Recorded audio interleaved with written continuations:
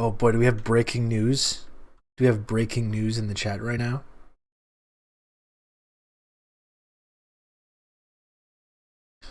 Did Rush Limbaugh just die? Let's check into this. We better check into this. This would be huge.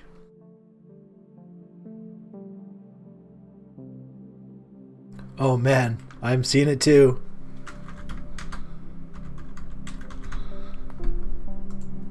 Oh my goodness. Oh my. Folks. Folks, we got breaking news. We have fucking breaking news in the chat. On the Twitch stream right now. Oh my. Ladies and gentlemen, we got him.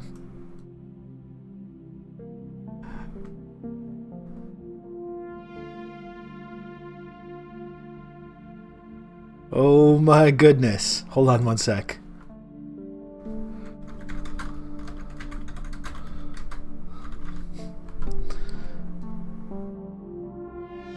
Oh my.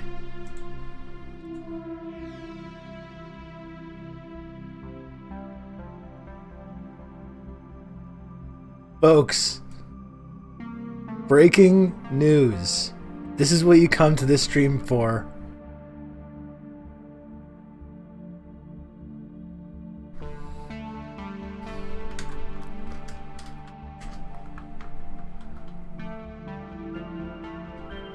Folks, Rush Limbaugh, conservative media icon, talk show host, has passed away.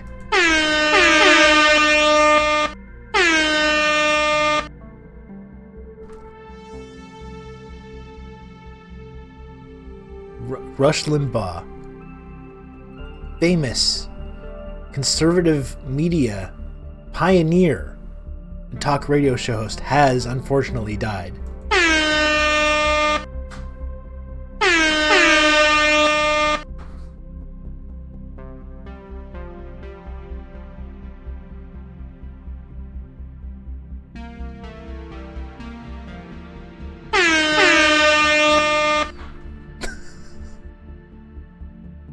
Wow. This is exciting. We're some live breaking news here. My goodness.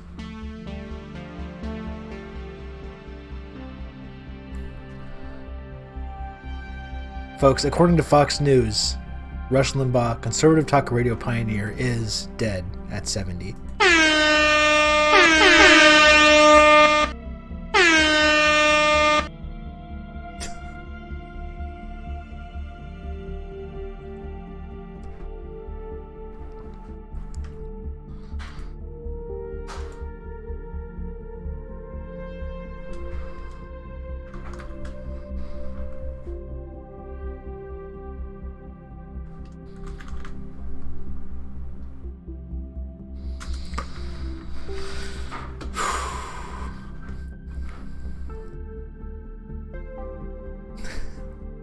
And Prince Philip is in the hospital. Oh my.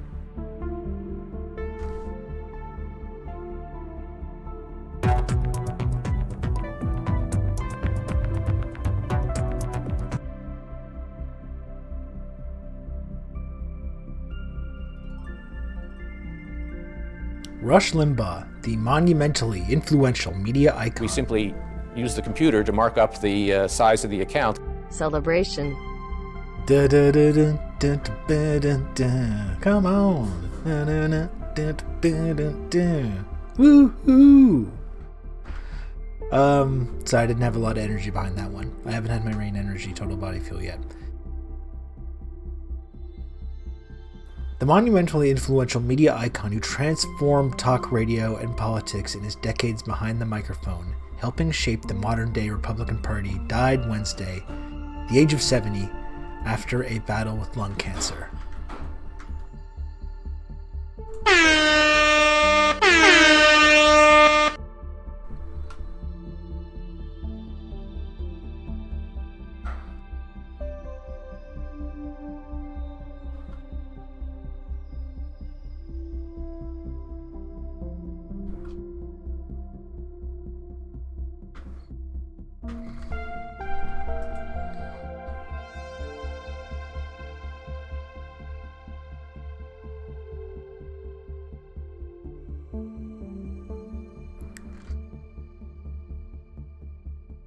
Hold on, sir. I'm getting confused here.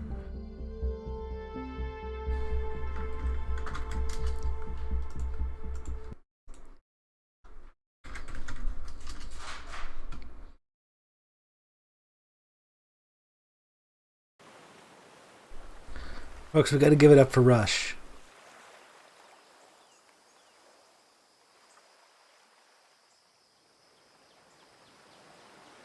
We're going to have to give it up for Rush Limbaugh here. Listen, you might not agree with him. You might not agree with the things he had to say. You might not agree with his politics. Maybe he might have ruffled a few feathers here and there.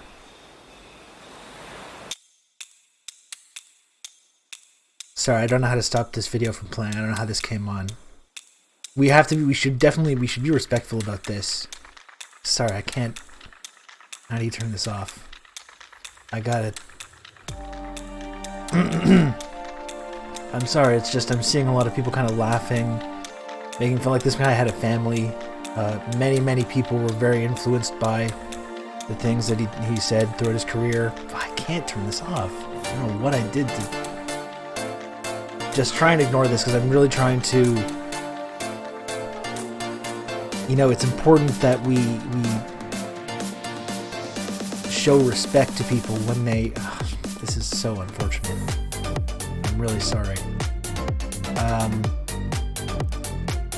The keyboard, I'm getting some kind of... It's a Bluetooth keyboard and it doesn't seem to be transmitting the signals correctly the way I wanted, the way I'm trying to here. I'm so sorry. If you're in Rush Limbaugh's family, if you're one of his fans, believe I'm very sorry for your loss. I'm gonna stop this video any minute now. It's just I've got some kind of I'm having some kind of a computer issue.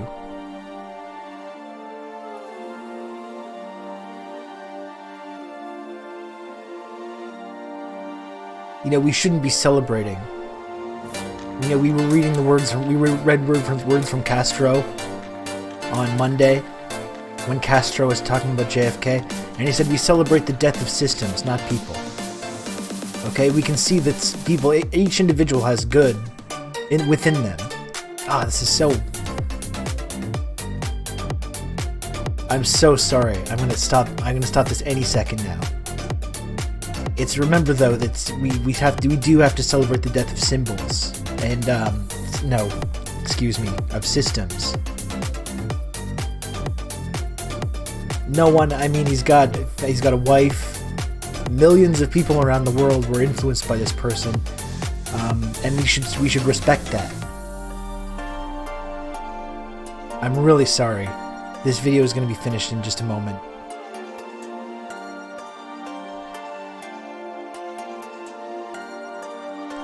Just any moment now. It's gonna. I apologize for this. Okay. Sorry.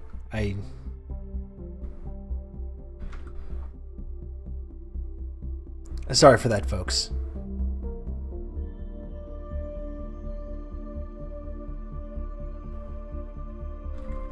Won't happen again.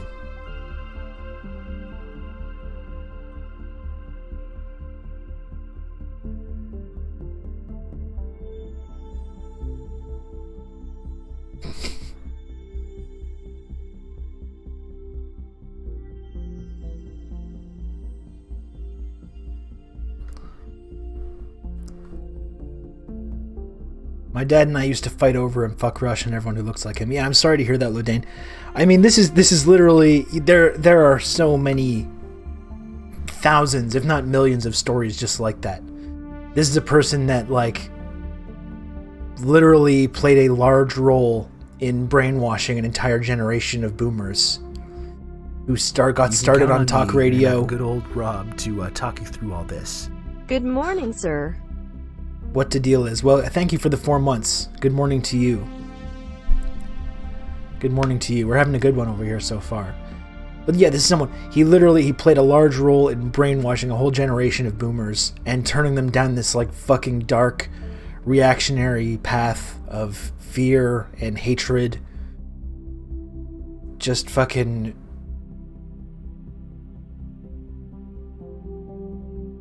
race-baiting, hateful, a homophobe, turn people against their neighbors, turn families against each other, helped shape the conservative movement. We complain about Trump. There's no Trump without Rush Limbaugh. Like, Rush Limbaugh was like patient zero for the conservative movement, really just completely going off the deep end into this extremely dark, far-right direction.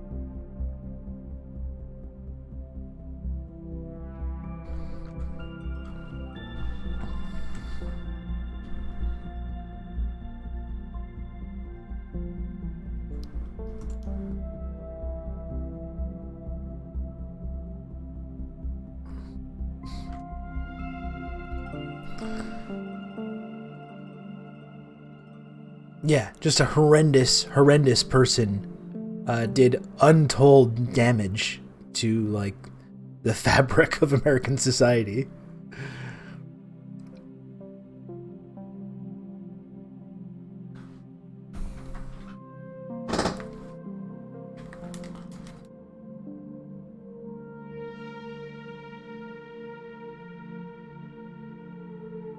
Just checking my audio levels here. Do you see my plant? Speaking of things that are not dead, my plant, I watered it and it's looking a little better now in the background. Talking about things that are alive currently, unlike Rush Limbaugh, who did die. I'm going to give it some more water today, then it should be in good shape, I think.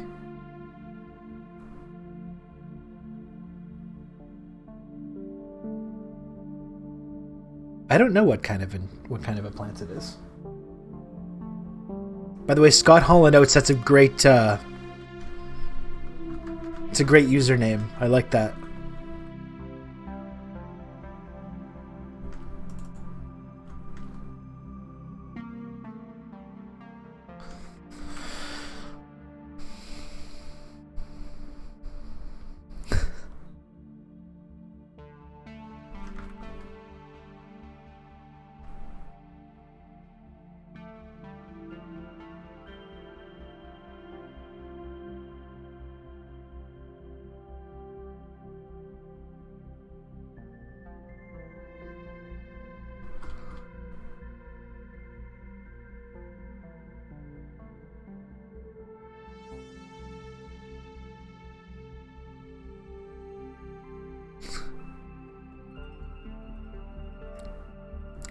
This is huge, folks.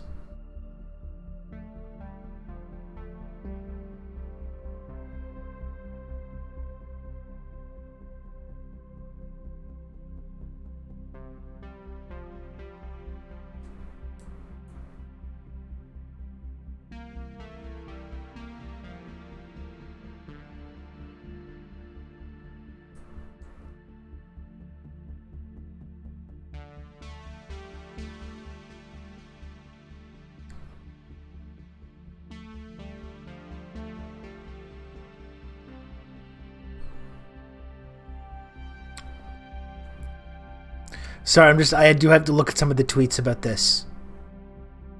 This is a historic day. Finally, some good news. There's a lot of bad stuff going on right now. In fact, I was feeling very hopeless this morning. I was feeling, oh yeah, look at this. Kayla McEnany from the White House, or formerly from the White House.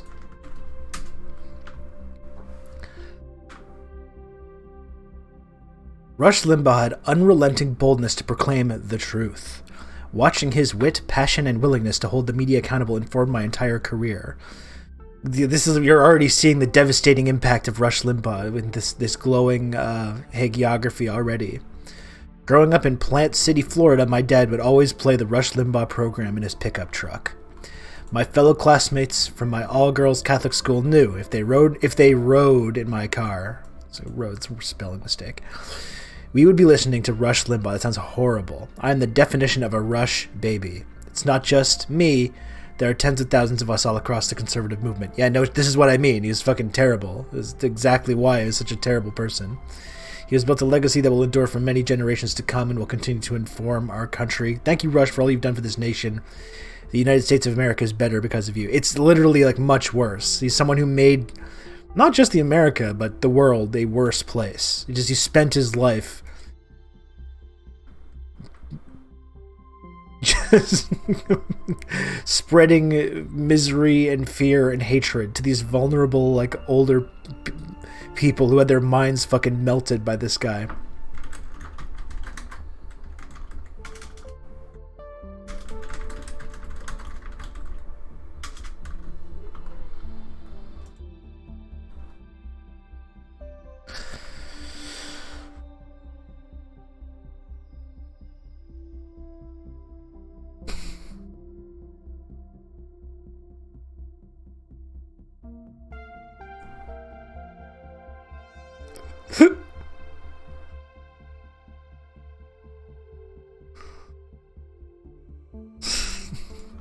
I'm just tossing out faves. Tossing out faves left, right, and center here, folks.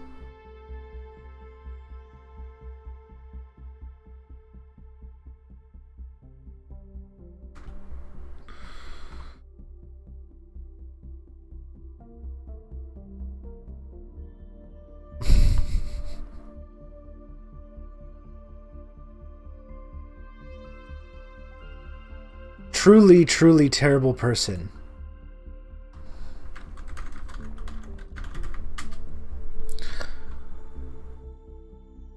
I don't really want to, like, actually have to look at anything that this fucking weirdo says.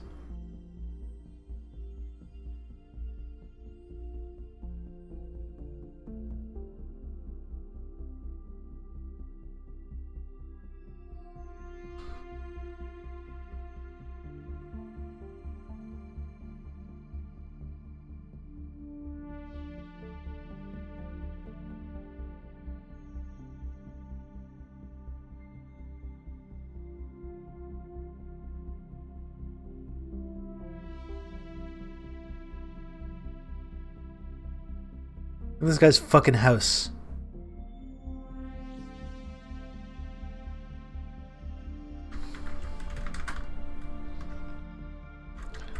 This is a guy that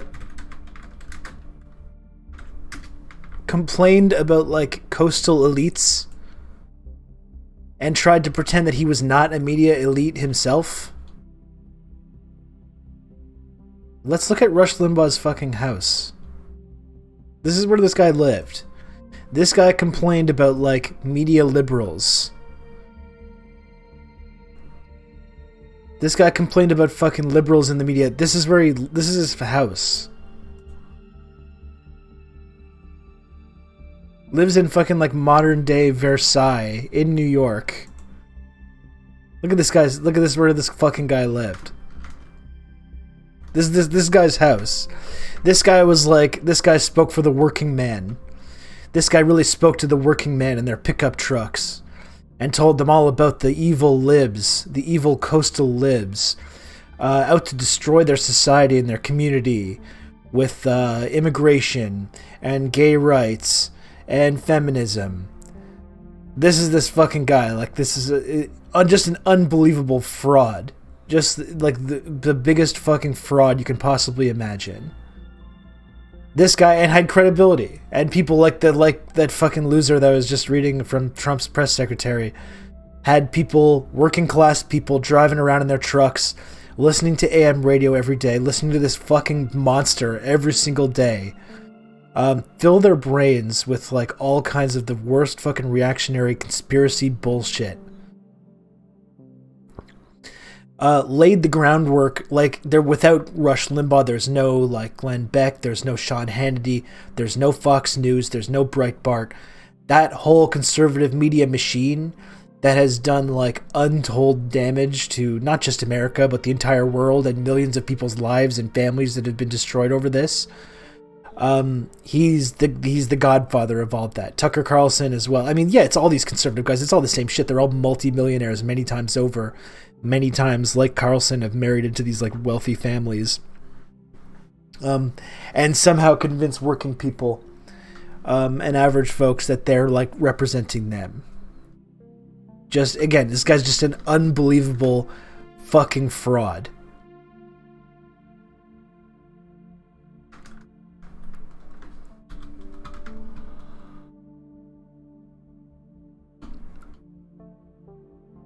Look at this guy's fucking house. Why can't rich people have taste? That's another thing. These fucking losers. Like, you can be rich and still pretend to be working class, but this guy really wanted to live like fucking in one of these like fucking Baroque palaces.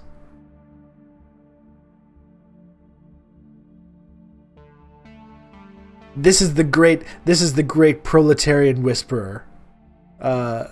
Rush Limbaugh. Just a huge piece of shit. It looks like shit, that's the thing. It's like, that's... My God.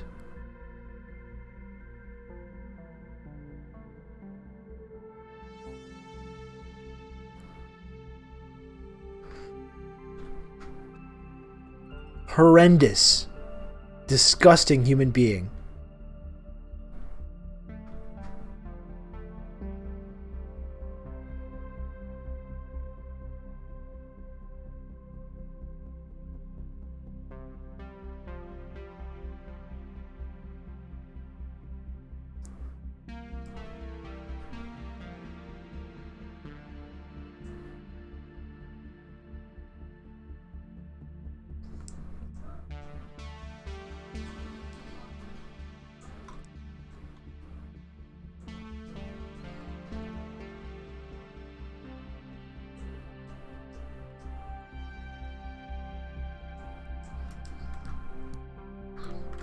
Man, this is why... You see why this guy is at the top. With takes like this, how can you not understand why this guy's at the absolute apex of his field, folks? Thank you, Tim. What a take from Tim Pool.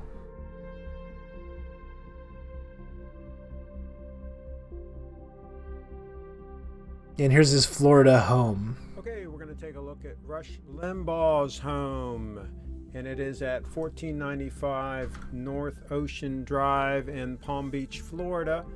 And we're looking at it on the map right there. I would hate it if someone showed up to that address and just like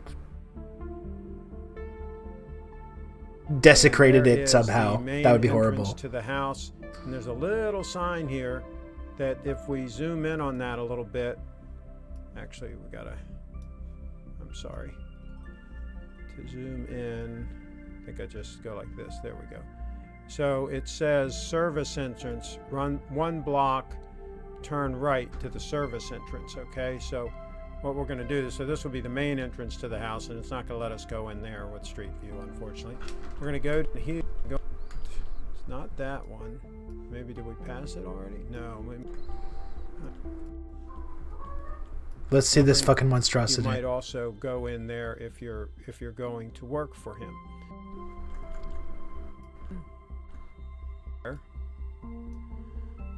Okay, let's zoom in a little bit more. And we've got 2 acres, a little bit over 2 acres. I say we take off and nuke the site from orbit. Between him and the mansion next to him. It's the only way to be sure, folks. And I'll give you some of the specs on it in a minute. That's one of my favorite movie lines. I was just thinking about that movie Aliens. Matches this roof here. That's not in relation to anything that we're watching now. I was just thinking about that line. That is movie. Probably a guard compound, maybe even combination guard compound and equipment shed. This is the guest house here, and of course you can see the pool, and then you can see how he gets to the beach. There's the beach, and there's the water, and each of these houses has access to a beach. Yeah, do like the And Cubans did and here's just the occupy road it. that you would come in, that tree-lined drive, that entrance like about right in here, and then it wraps around like this, and then it's totally secluded back in here. This could be a combination guest house with a garage also.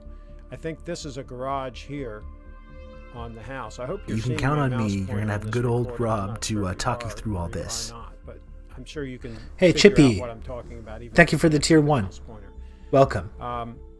Now we can see how I do Sub this, hype. how I tilt this. Hell yeah. Maybe I need to click on this and then Chippy, I don't know if we've heard much from Chippy in the chat either. I think that's a lurker. That's a rare lurker sub, which we love. We love that. 3D. Yeah. Oh, I just showed my wife Alien last night. That's great, Joel. All right, so What a 1-2 punch. let's. What a 1-2 punch. Alien and Aliens. Okay, so this is the beach here, Doesn't get much better than that. and if I go 2D, tilt the view. Rob loves people who give him money and shuts up. I thought I That's could not tilt true. it. I like when people either or. I like the people that are regulars in the chat and the community, and I also just like people that are just hanging out and watching. Control mouse to drag for full 3D. Oh, there we go. Okay, now, and let's tilt it around a little. Looks like Sim City. We simply use the computer to mark up the size of the account. Long-time Twitter follower, thank you for the content. My pleasure, Chippy. Thank you for watching the show, and thank you for the 100 bits, Anus Beard. And did you give bits a while back and I didn't say anything? Was I distracted?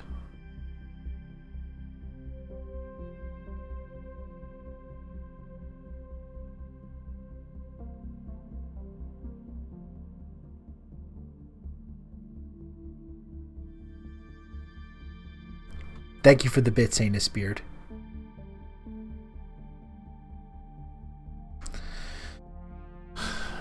I mean, okay, well, here...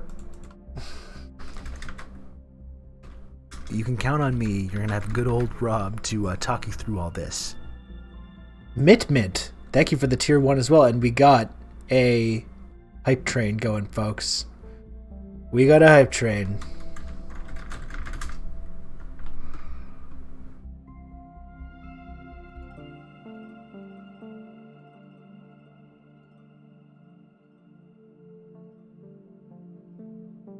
We got a hype train, folks. Who wants to contribute to this? Who We wants to... simply use the computer to mark up the size of the account. Tweet that you're live. I want these tier 5 emotes, Robin. It's all on you. Okay, let's see if I can find a good Limbaugh meme.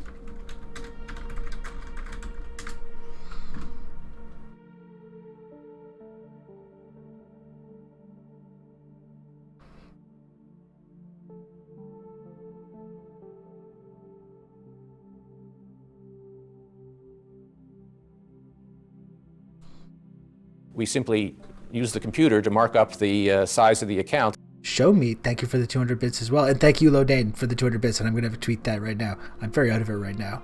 We're almost at a level 1, folks. We got 6% more.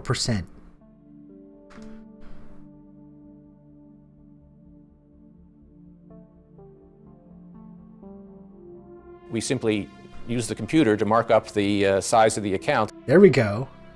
Mint. Thank you for the 100 bits. And thank you, Mona, for the 45 bits. Thank you very much. We appreciate it.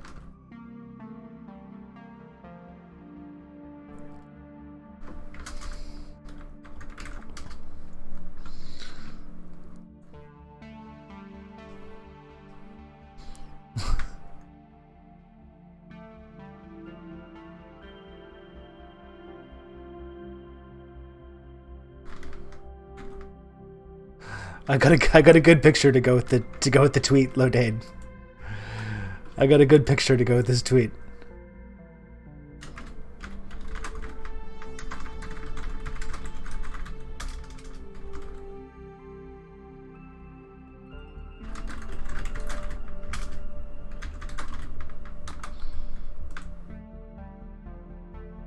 I got a good picture here. 201.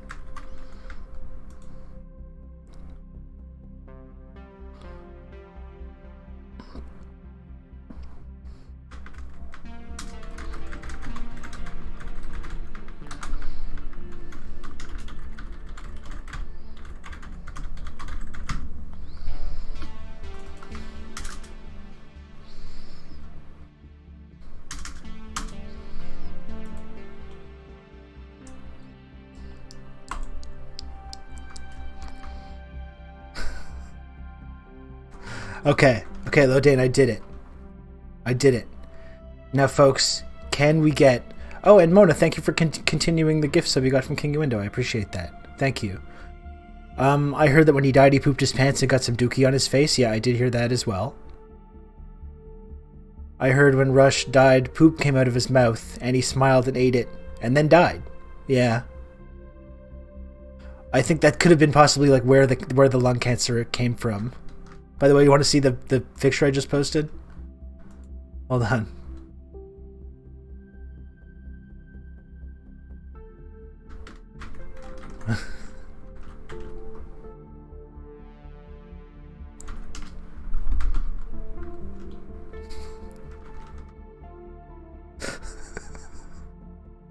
Light him up. I hope all the other conservative media guys light up a nice big stogie tonight in honor of Rush. That's what I would say. I think if you want to really honor this man's legacy, you got to just fire up a great big stogie today. Have a couple. Have a couple.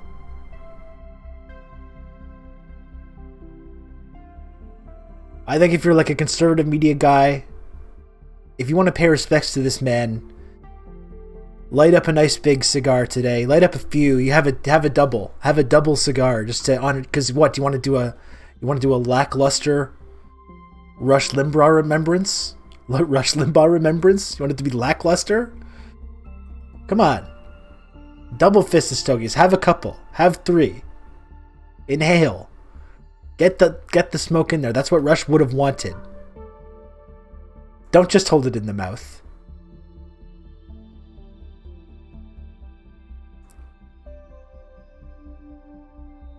Pop some Oxy as well in favor of Rush, who was also an Oxy guy. Do you want it to be remembered or not? You can count on How me. seriously do you want want good this? old Rob to talk you through all this. Rena Ramon, thanks for the 2 months. Thank you very much. We're getting close to level 3, folks. What do we think? We got a minute left. If you really want to show how serious you're taking this, I mean, you can contribute to the hype train. That will let everyone know how much respects we're paying over here. You can count on me. You're gonna have good old Rob to talk you through all this. Vidal Klanko, thanks for the 2 months as well. Thank you, Sam, for the 24 bits. You can count on me. Oh my goodness, good old Rob to talk you through all this. Calm like a Tom. That's what I'm talking about. Now we're really being respectful. Now we're really paying the kind of respects that I feel like. Have good old Rob to talk you through all this. Now we're really paying the respects that I feel like this man deserves. This great man. You can count on me. You're gonna have good old Rob to talk you through all this. Thank you very much, Calm like a Tom, for the 5 gifted subs. You can count on me. You're gonna have good old Rob to talk you through all this. All glory to the Stogie boy. That's right. In fact, I think I'm going to send out a tweet. You can count on me. You're going to have good old Rob to talk you through all this.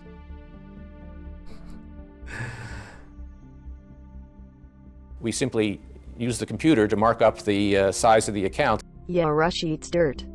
Thank you, Continental Saya, for the 200 bits.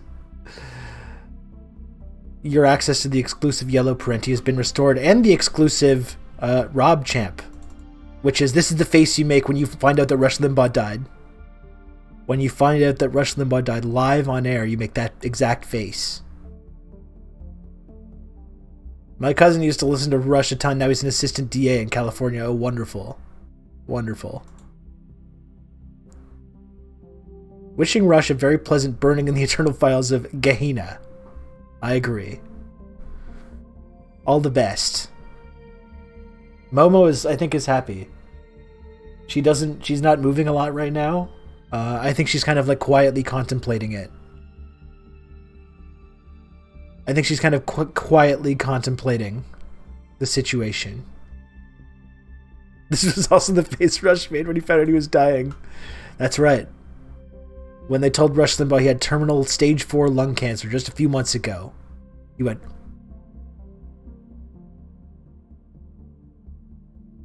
That's what he did. Kirby fan 420, you're late. Never... Better late than never. You got it in there.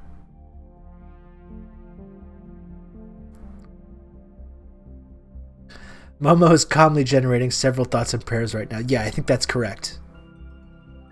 Momo was a big Rush fan.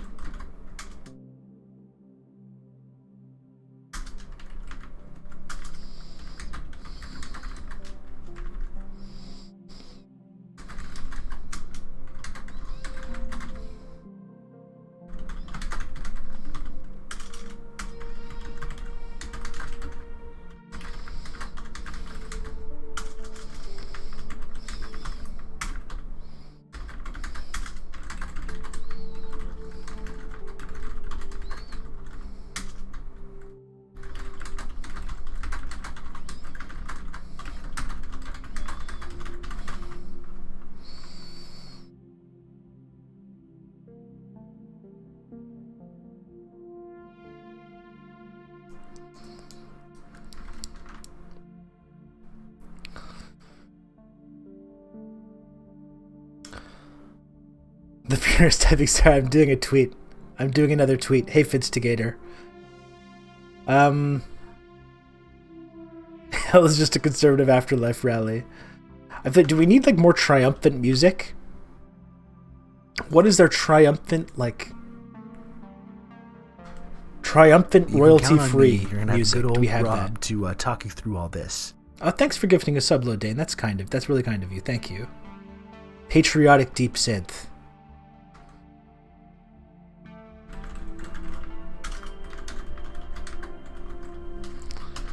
Celebration music, royalty free. What is this?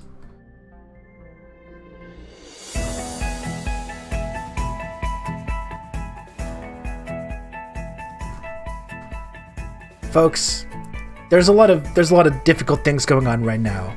You can count on me. You're gonna have good old Rob to talk you through all this. The climate crisis. The pandemic. We're living in a time of simply use the computer constant to mark decay up the and crisis. size of the account. But we have to take the good news when we find it.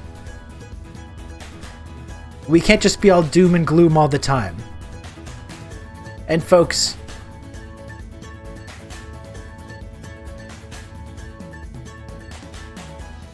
today's a day that we should be celebrating. We should be happy with everything that's happening right now. It's not all bad.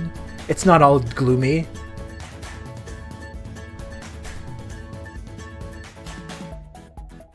It's a light at the end of the tunnel for us, but not so much for Rush Limbaugh, unfortunately.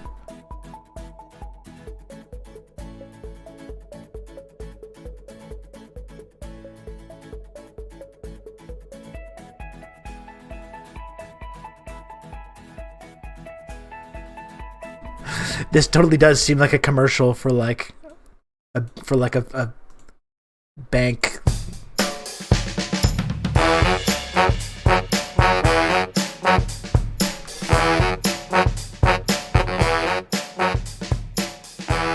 Interest-free savings account or something.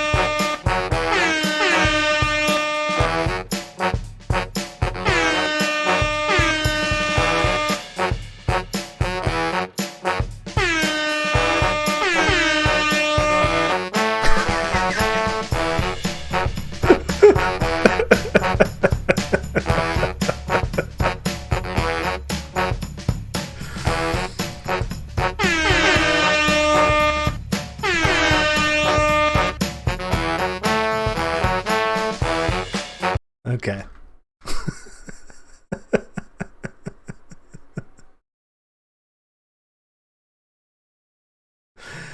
I don't know how you would ever explain that to a coworker. I don't know.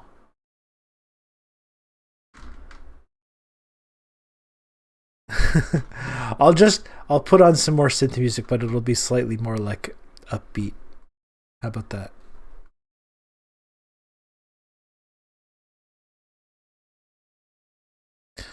Man, I really was feeling quite doomer today. I was not feeling very good.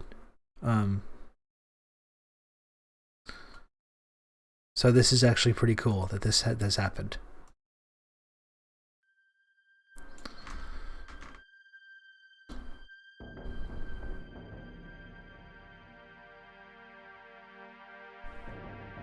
Bad news, fellow patriots. I'm going to be going to an in-person school, so you're going to be less intel, brother.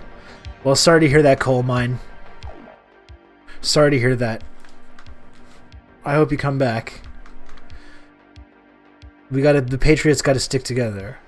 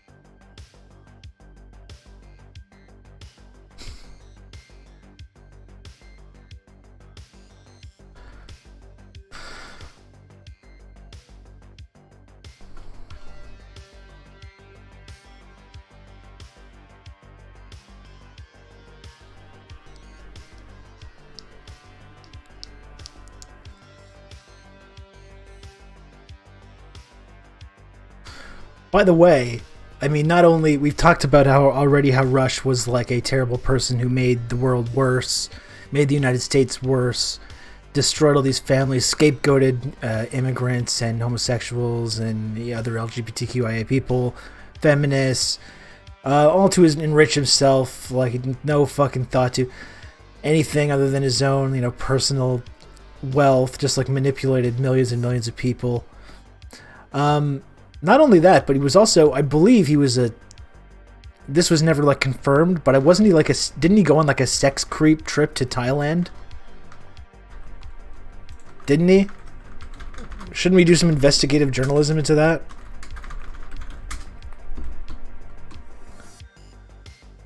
Oh yeah, from the Dominican Republic. What was he doing there? What was he doing there, do you think? What do you think old Rush was doing there in Dominican Republic? He was detained, coming back with a bunch of Viagra. What do you use that for? Does anyone know? Anyone know what that's for? Rush Limbaugh could see a deal with prosecutors in a long-running prescription fraud case collapse after authorities found a bottle of Viagra in his bag at Palm Beach International Airport. The prescription was not in his name. That sounds like a crime. That sounds like a crime, and like Rush advocated for his entire career. I'm sure he did hard time in there for that serious offense. That's carrying a prescription drug that you don't have a prescription for across the border. I'm pretty sure that's a big no-no. What are you doing Rush? What are you doing with a bottle of Viagra in the Dominican Republic, you think? What do you think he was up to there? Limbaugh was detained for more than 3 hours Monday at the airport after returning from a vacation in the Dominican Republic. Customs officials found the Viagra in his luggage, but his name was not on the prescription.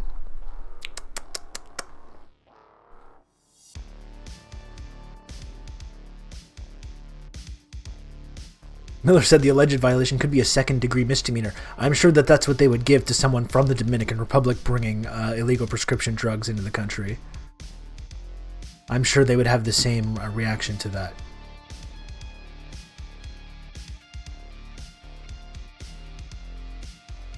Under the deal reached last month with prosecutors, Limbaugh was not to be arrested for any infraction for 18 months in exchange for authorities deferring a charge of doctor shopping. Prosecutors had alleged the conservative talk show host illegally deceived multiple physicians to receive overlapping painkiller prescriptions. I mean, it's the fucking... You should try and have empathy for people that have suffering from addiction, especially with, like, painkillers, the amount of people. But I'm just thinking about all the fucking millions of people that died in the opioid epidemic and that don't have the same level of support. And meanwhile, Rush spent his whole career ensuring that companies like the companies that make Oxy and all these other horrible people like the Sacklers were treated with kid gloves, had to pay low taxes or none at all. He helped create the world that allowed people like that to flourish, and millions of people die in this opioid epidemic. But of course, when he gets busted with opioids, he has no fucking consequences. Everyone's supposed to feel bad for him. Everyone's supposed to, you're just supposed to go to rehab or whatever because you're a multimillionaire.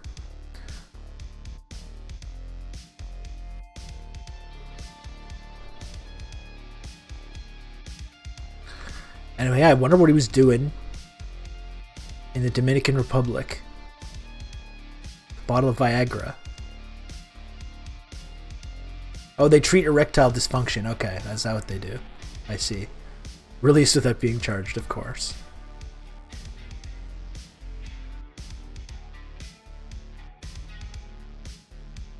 This fucking scumbag, he later added, chuckling, "I had a great time in the Dominican Republic. Wish I could tell you about it." Just absolute scum. Absolute fucking scumbag. Unbelievable.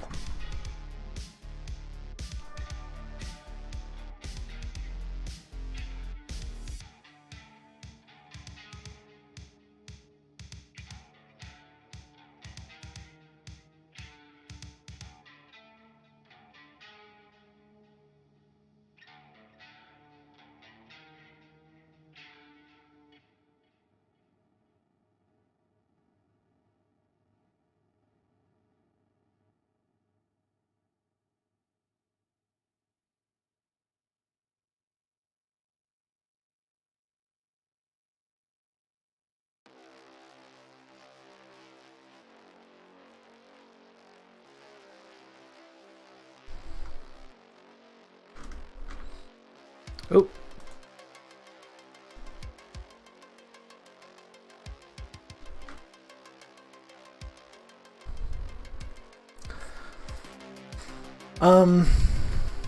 Horrible person, but I mean, here's...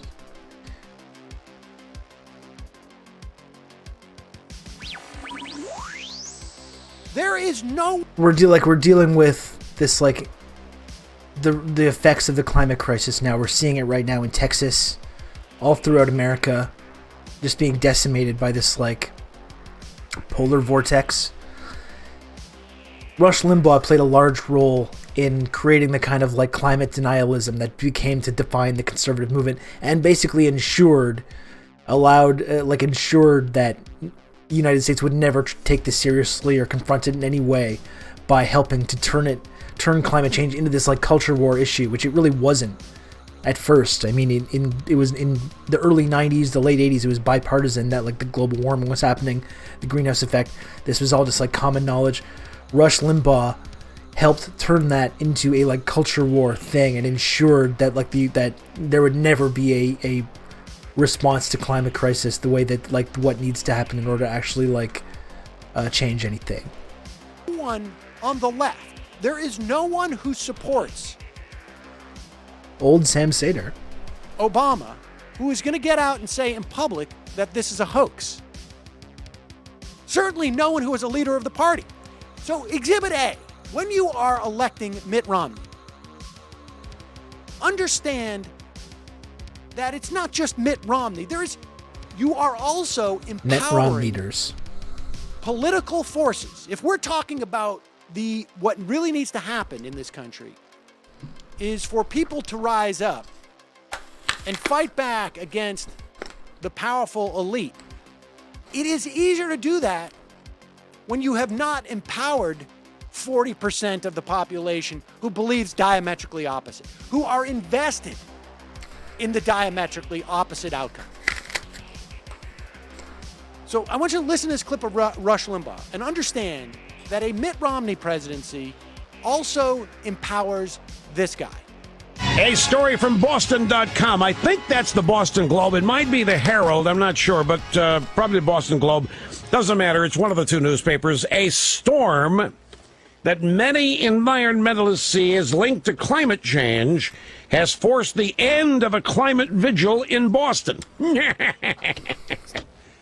All right, so Limbaugh is now, this is on Monday, I guess it was. The subs are so bad, I'm going to turn them off. Laughing at somehow he thinks it's poetic justice that when people are protesting that we're about to get massive storms because of climate change, and it's not being brought up in the presidential debates in some way, he thinks it's poetic justice that a massive storm would shut them down. Continue. 200 environmentalist wackos had participated in a round-the-clock vigil since last Tuesday to protest the lack of discussion of climate change in the presidential debate, and they called on Scott Brown and Princess Elizabeth Warren to discuss the issue. Now, of course,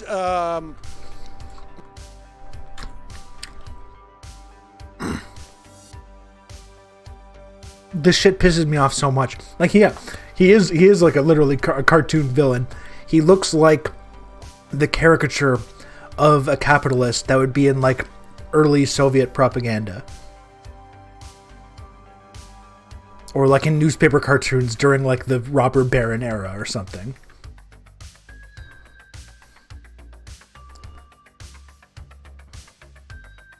Rush, I wanted to get to this too, Lodane. Rush bought his pills off his maid. It's so fucking perfect. It would be a perfect metaphor, but it's reality. Like, Rush buying his pills off his maid is perfect because if you pay your staff and give them medical care, they don't have to hustle on the side and self-medicate. No. Fucking ridiculous. But this just pisses me off so much because, like, in order to have, like, any hope of stopping the effects of climate change, we had to start in the 90s. Like, we had to start 30 years ago. And this motherfucker, as one of the primary forces that, like, allowed that to not, like, allowed it to keep dragging on.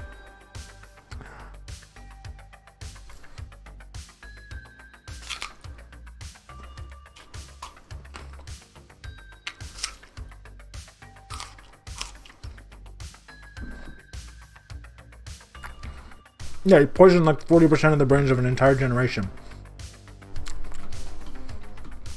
There are so many stories about, you know, we know how conservative media has destroyed so many boomer brains. There's so many stories of like kind people who started listening to this fucking guy every morning and just became like paranoid, fearful, hateful, spiteful lunatics. Because he would just poison their fucking brains just every single day on AM radio. And again, not just Rush, but created the whole climate of conservative media that's been allowed to like flourish since that time.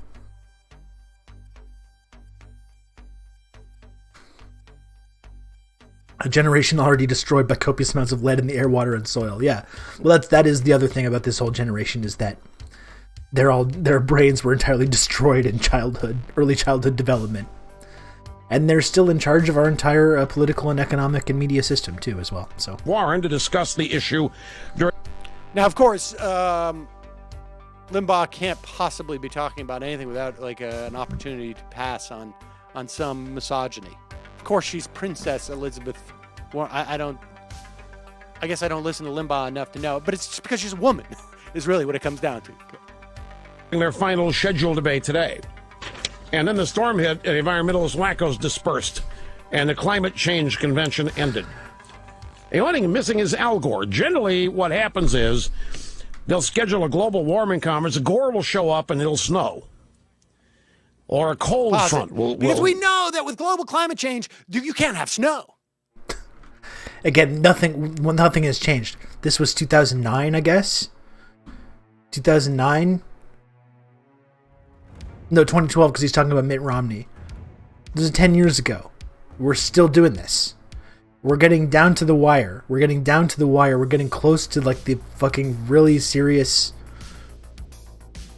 climate crisis. Like, we're seeing it now. And we're still having the same fucking arguments because of this fucking loser.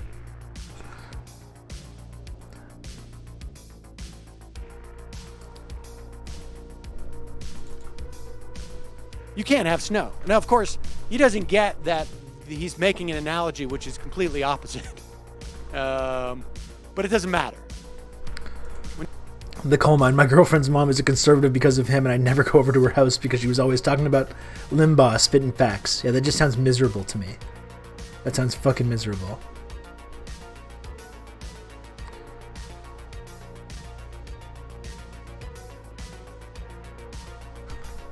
When you have environmentalists saying, hey, how come we're not talking about the global climate change and its capacity to create superstorms and destroy parts of our society, when that superstorm comes in and actually disperses their protest, that's not analogous to when Al Gore has a conference and it snows.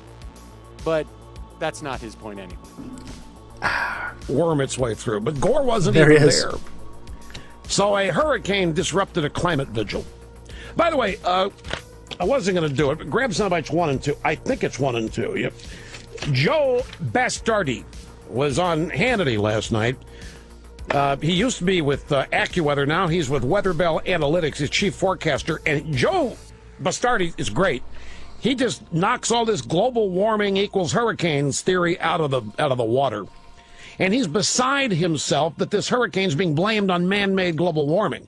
Here's the first of 2 sound bites. My father used to call it the shortcut storm. He said he was confident he would see it before his days were numbered, and he's finally seen it. Okay, that's the first thing. Second thing is, get used to it along the East Coast. Maybe not this kind of track, but we are in a perilous time because the Atlantic's warm, the Pacific's cold. It's the 1950s all over again. Has nothing to do with global warming, has everything to do with nature, and then we'll go back to where we were in the 60s and 70s. And he was, Hannity said, so there's a pattern to all this, right? I mean, this is not something unusual. Do you realize we had 10 major hurricanes run the eastern seaboard between 54 and 1960? 6 of them in 54 and 55. 6 hurricane hits from North Carolina northward. So, the old Bachman-Turner song, you ain't seen nothing yet. If anything, I was too quick on the gun several years ago when I said we were going to see this type of thing. So I really haven't heard a whole lot about this being related to global warming. It's such a non-issue anymore because it's fraudulent. The whole thing has been proven to be a hoax. This motherfucker, man. If you're new to the program, you hear me say that, well, what do you mean by that? The University of East Anglia.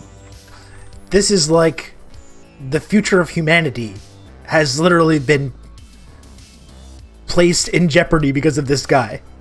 Like, that's not an exaggeration. Not him exclusively, of course. Not him exclusively, but he laid the groundwork for all this climate denialism. And like, again, we needed to start doing something about this decades ago. If we were like where we're now in terms of like the Paris Agreement and the steps we're starting to take now with electric vehicles and figuring out different ways to curb our global emissions. If we were doing this in 1990, I would feel like, okay, maybe we have a shot here at getting through this. But like now it's way too late. It's way too late. And Rush Limbaugh helped create that exact framework that conservative media has been running off of. That kind of denialism. He gave the conservative movement their talking points. He gave the GOP their talking points.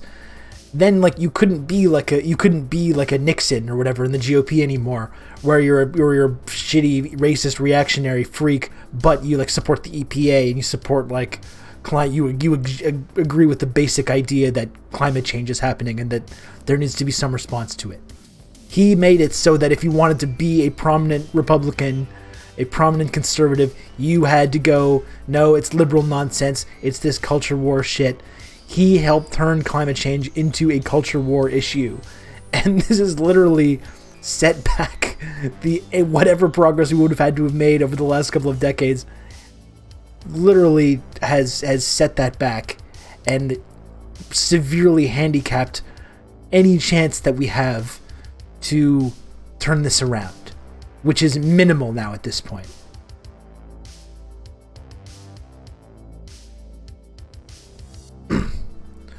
Well, King Uendo, we're going to get to this. Like, I had planned to talk about this today, so this is actually a good segue to talk about climate change and climate denial.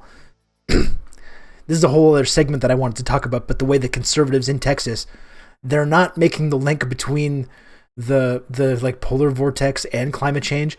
Not only are they not doing that, but they're saying, oh, the reason we're losing power is because of like green energy, because we don't have fossil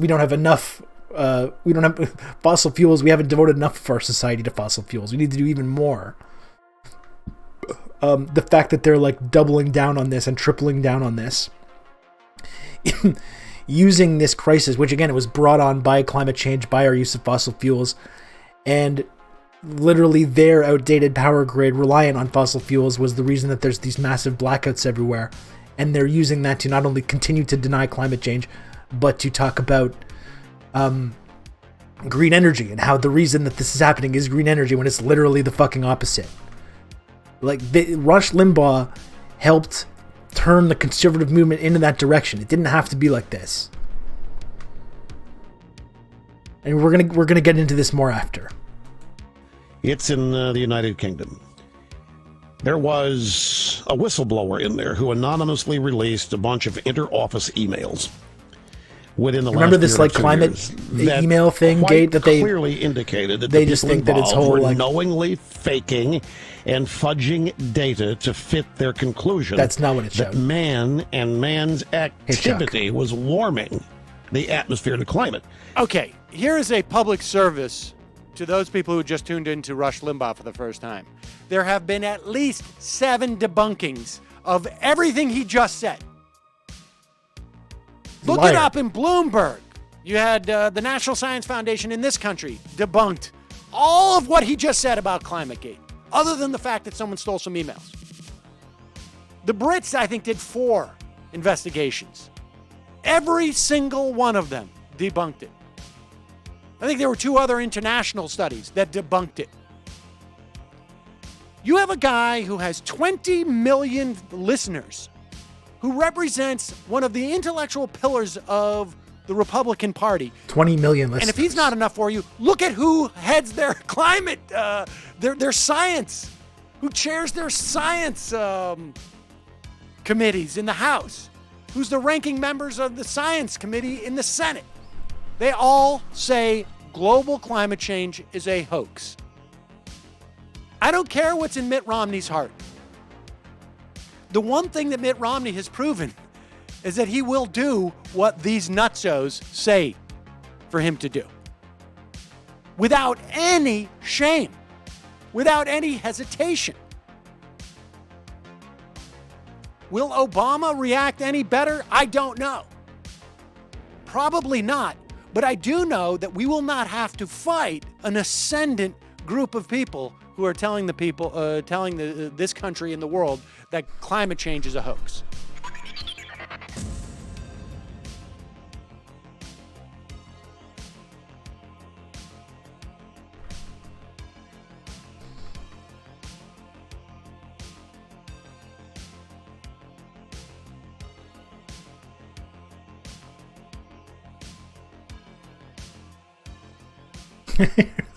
Here's young Kyle.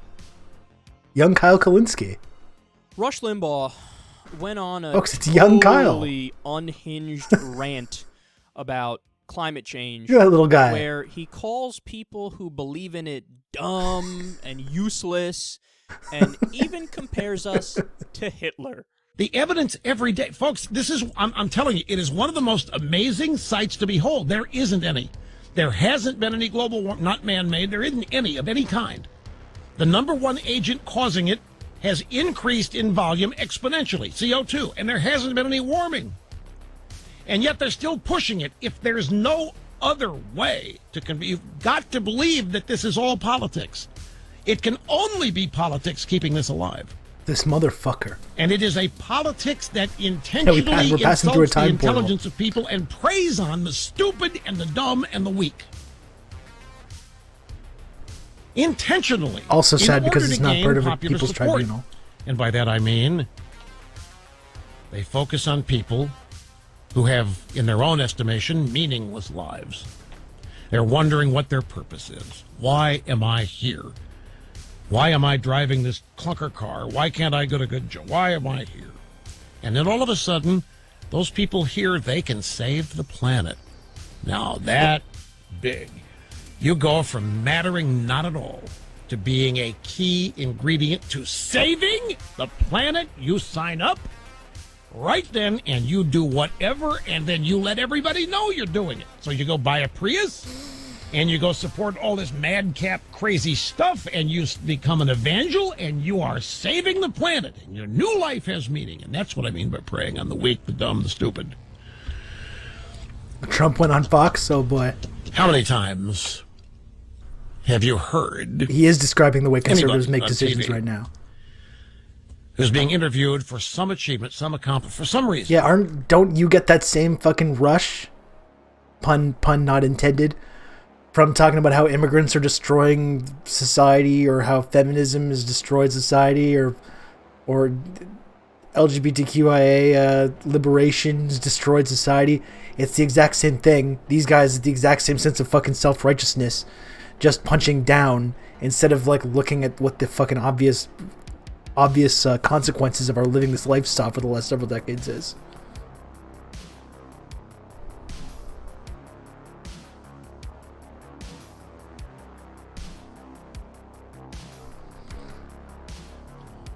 And the person, usually a Hollywood actress, but it could be anybody. I want to make a difference. Is that what you're doing? How many times have you heard that? Well, that's what they pray on. I want to make it. You want to make a difference? Fine, you can save the planet. Now, you've helped destroy it. We know you didn't mean to.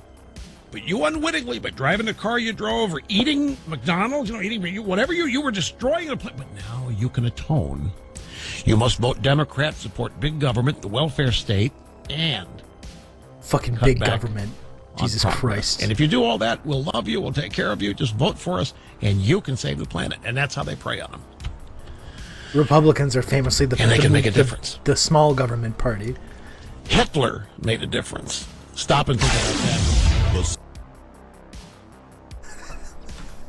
that. Hitler made a difference. Face. Stop and think about that.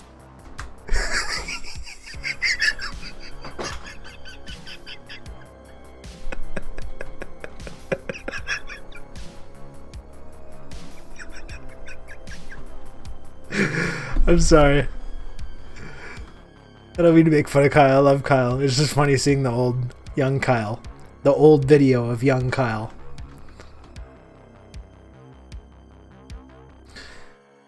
Folks, this is why Kyle Kalinski's on top now. Because he was doing this 2014. I'm just getting started doing this shit. Kyle's been out there hustling for a long while now. That's why he's the Kyle Kalinski.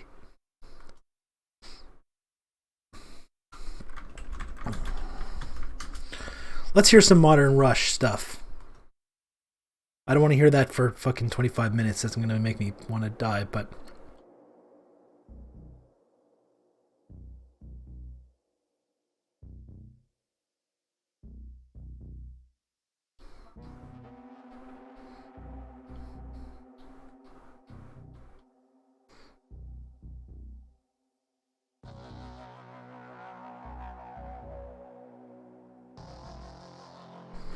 Yeah, I'm not going to play this whole thing, but we can get a clip from this. Wake that ass up in the morning. The Breakfast Club. What up, everybody? It's DJ Envy, Angela Yee, Charlamagne the God. We are the Breakfast Club. Now, we are fed up. We're angry. Real estate. Right now, ladies and gentlemen, Rush Limbaugh. Every Democrat candidate for president this year has made it their business to appear on the Breakfast Club. And now it's my honor to appear on the Breakfast Club, excuse me, even though I'm not a Democrat. Now, guys, let me. Well, we actually appeared on the Breakfast Club. This is so weird. The George Floyd story is being lost.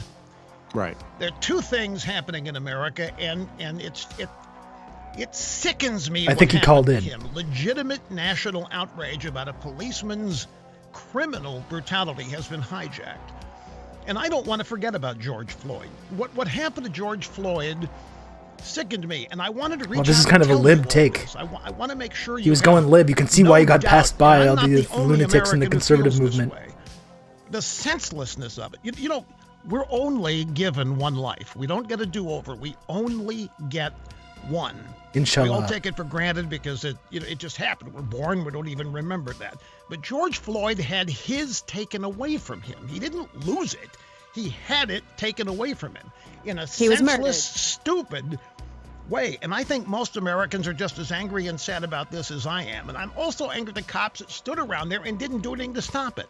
It was just, I can't tell you how frustrated it is. And I just wanted to share the emotion I have with you guys about this, and to try to convey to you that I actually think most Americans are just as sickened and outraged by it as I am. I'm gonna go ahead and guess that Rush is not gonna take this newfound criticism of the police and connect it with the broader structure of the police as an institution and the way that they criminalize black lives and get away with murder constantly with zero repercussions.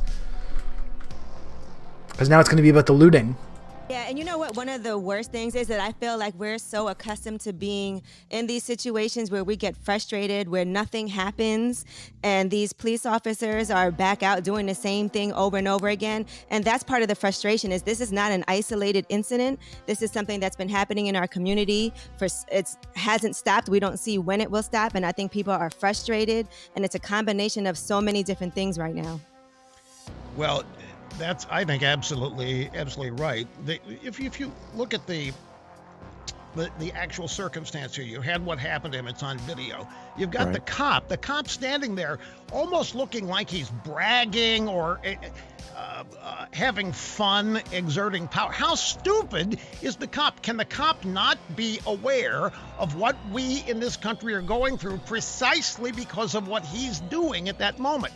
How can anybody be that insensitive or stupid? It's true, Mr. Piece of Work. It almost felt like that the more that people were telling him that he was killing him and that it was blood coming out of his nose and that he was lifeless, he really felt like, just looking at his face, I think that was probably the closest thing to a devil that I've ever seen in my life. It was his ego that just allowed him to keep applying pressure and taking that man's life. I can't. Let me ask you a question, Russ. This is Charlemagne talking. We've seen numerous police killings of unarmed black people in this country. Why is the George Floyd situation the one that's making you say enough is enough and this needs to stop? Why this situation in particular? Because I'm fed up with it. I'm not tolerant of any of them. But I'm fed up with it, Charlemagne. None of this. See, to me, and I know that you're going to disagree with me on this. To me, this is not America. It's a sad. Oh no, it's definitely America. Yeah. Well, see, but it's not what we can be. It's not what we have been. We're the greatest nation in history of the world, and we haven't achieved that on the basis of being. For who though, Russ? I think it's easy for you to say because you're a white male, and that comes with a different level of privilege. And I do think America does work, but it works for the people that it was designed to work for. It doesn't work for everybody else the way it works for you. Well, it can. That's the point of America. It can for anybody who wants to adapt to it, for anybody who wants to try to take advantage of the unique opportunities that exist in the United States. We're the only nation that's ever enshrined the concept of individual liberty and freedom in our founding documents. We're the only country that's ever created a document, govern ourselves by, that limits government. Now, look, gang, Well, Russ, let me jump in for a second, though. But George Floyd wasn't doing anything wrong. Breonna Taylor got killed in her house. She wasn't doing anything wrong. And so it's not that people haven't adapted to things. It's just that we get targeted and then there's no punishment when the police officers commit these crimes against us. No. And then when we talk about it, I didn't mean to conflate that George Floyd could have stopped what was going to happen to him. Don't misunderstand. Okay. George Floyd is the essence of innocence. But what I'm saying is that it's actually a testament to how far right the media ecosystem has shifted because of the groundwork that he laid, that now he sounds like a liberal when he's a few months away from dying. Now this is like a pretty much like a Joe Biden take. Oh yeah, it was very tragic what happened, but it's not reflective of what America's all about. And the people that are like rioting and looting this is where he's going with this next, obviously. The people that are rioting and looting right now, they're like disrespecting the real tragedy that happened. And they're making it they're making it about themselves. This is literally this is indistinguishable from like a mainstream liberal take at this point. This is a CNN commentator take. And now the right wing take is like he was a drug addict and he didn't die from having his neck kneeled on, and he deserved to have his neck kneeled on, and he actually died of a drug overdose because he was on drugs. That's the conservative take, and now Rush Limbaugh is the reasonable moderate. Rush Limbaugh sounds like a reasonable moderate now. That's how fucking outrageously far the United States discourse has shifted to the right, directly due to his influence. We'll listen to this for another few minutes when he gets to condemning the riots and stuff like that, but I think that's a good point, right? Like, that's something we should all keep in mind, is that we can see just throughout his career how much he personally helped shift that acceptable boundaries of discourse and acceptable boundaries of what the right stands for. That now the real right-wing take is like completely in another fucking dimension, and Rush Limbaugh sounds like he belongs on CNN or like advising the Joe Biden campaign. America is a place with robust opportunity if you want to go out and look for it and find it. Now, the people ripping up the streets today and last night, there we go. Antifa there types, it is. They don't care to find the opportunity. There it is. is. Disagree with the whole construct of America. Well, no, I got to push back on you with that too. It's not just the Antifa types. You know what I'm saying? Like you see all these white folks out there. I guarantee we can look into this. Like when Rush Limbaugh, when people like him started in radio, I can almost fucking guarantee, I know nothing about this. Maybe I'm wrong. I'm almost positive. He talks about America being this like robust land of opportunity. He probably went to some radio station when he was 18 years old and started sweeping floors, and then just like ended up getting a radio show at a radio station because he just happened to be there one day. This is how you got a job in like the 50s and 60s and stuff. If you were like a upwardly mobile white person in the United States, you just showed up where you wanted to work, and eventually they just like gave you like a good job with a pension and stuff. And then he race baits and you know, race baits his way to becoming a multi-millionaire many times over, and creates this entire like a conservative sense of aggrievement, fucking culture war dog shit that has become like a massive, probably the only part of American political discourse anymore. Does that until he's a multi-millionaire many times over, living in fucking Versailles clone in New York City. That's how America's a land of opportunity.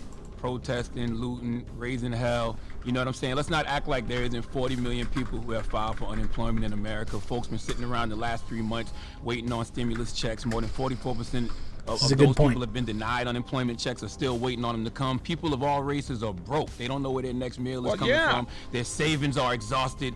If they had any, they don't know how they're going to pay bills. So of course they're going to go out there and loot. Of course they're angry and frustrated. Unnecessarily, it turns out. Unnecessarily. There's no reason to shut down the country. There was no reason to lock everybody. Of course you put 40 million people out of work and tell them, you know, you penalize them when they do try to open their businesses. You're going to create a powder keg. A powder keg has been created, but that's right. That's why I can't allow you to say that it's just Antifa out there, because it is a lot of white people who are fed up but the with this Antifa country people look. The Antifa people are the violent ones. The Antifa people are the ones violent trying ones. to capitalize on it. Okay, so again, that's indistinguishable from like a modern liberal. Okay, and what was I just saying, folks? What was I just saying about Limbaugh's career? In February 1971, after dropping out of college, this is the America, the land of robust opportunity that Limbaugh was talking about there.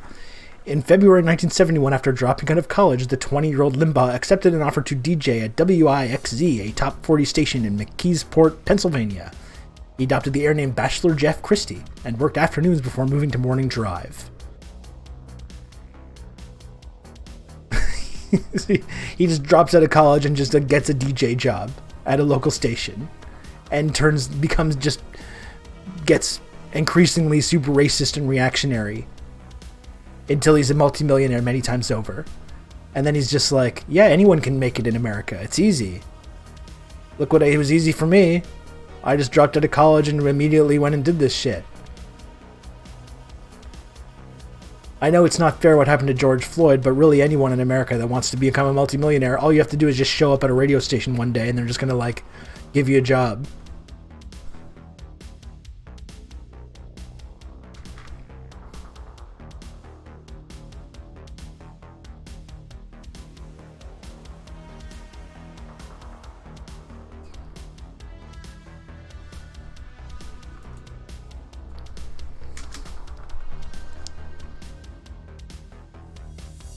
Here's from 2 years ago. There are people here who are dead set on convincing everybody this hurricane is the result of climate change.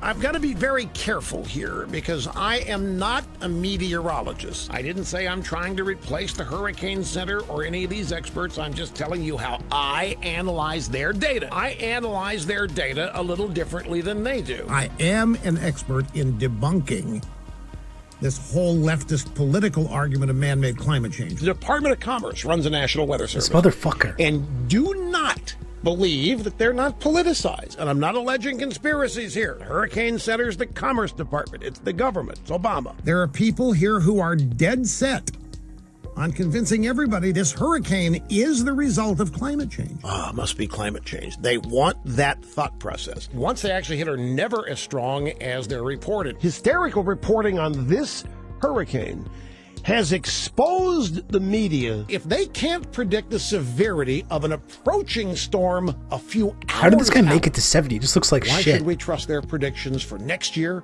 next 50 years, next 100 years? The hurricane doesn't even need to hit in order for the agenda to be advanced. All they have to do is create the panic. I've been able to spot where I think they might be playing games because it's in the interests of the left to have destructive hurricanes. There's politics in hurricanes. There's politics in the forecasting of hurricanes because there are votes. Obama was hoping this is going to be a disaster as another excuse for his failing economy. It's the Democrats' wet dream that this thing hit New Orleans. The real category 5 here is Obama. Early tracks always have them impacting a major population center. Unlike UFOs, which only land in trailer parks, major population centers is where the major damage will take place and where we can demonstrate that these things are getting bigger. Now you might end up with a shark in your front yard. I'm telling you right, you think I'm making this up? A parody site is claiming that the sharks in the hurricane story is not true. I don't believe it.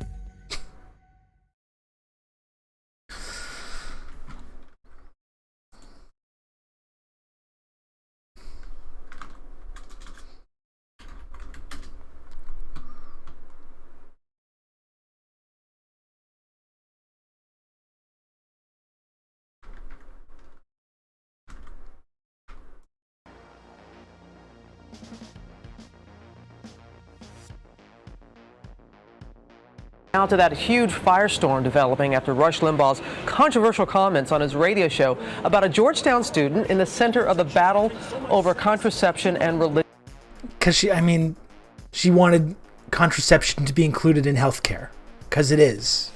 Birth control is part of healthcare.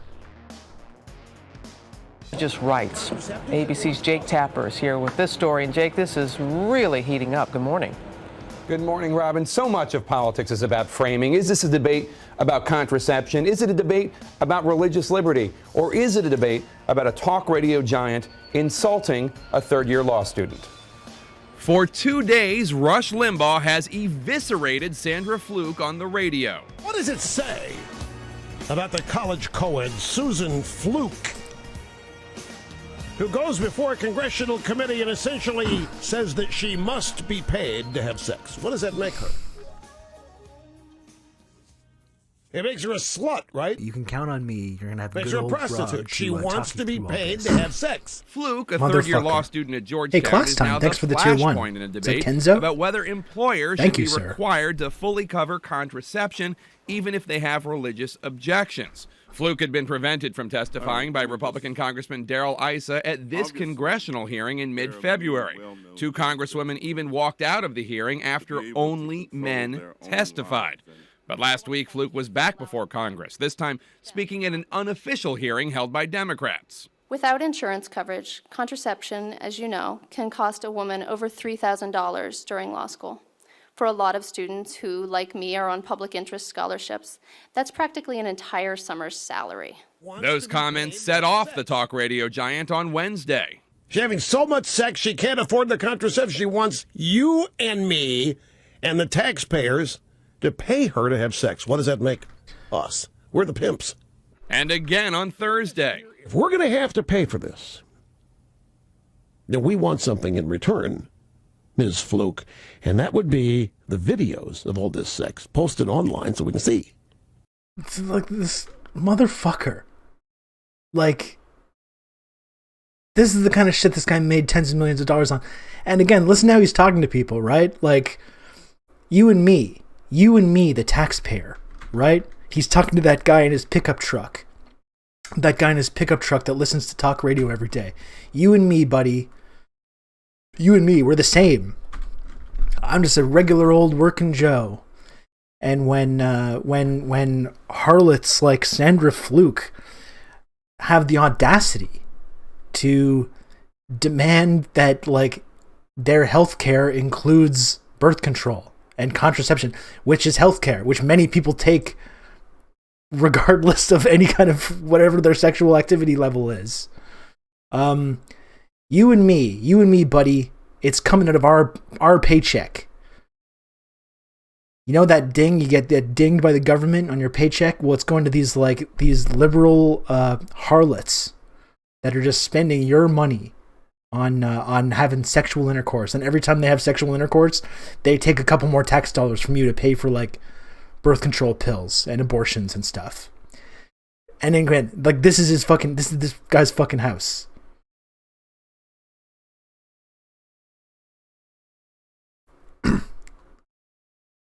Like, this guy made working class Americans believe that he was, like, one of them. And, like, I don't know why they fucking believed it. Look at this nouveau riche, gaudy monstrosity where he fucking lived. Absolutely fucking horrendous. But yeah, you and me, buddy, we're the one. What's that liberal woman's sexual proclivities? We're paying for those. We're paying for the birth control. We're paying for that. You and me. What we are getting for our money. Overnight, Fluke responded on MSNBC. I guess my reaction is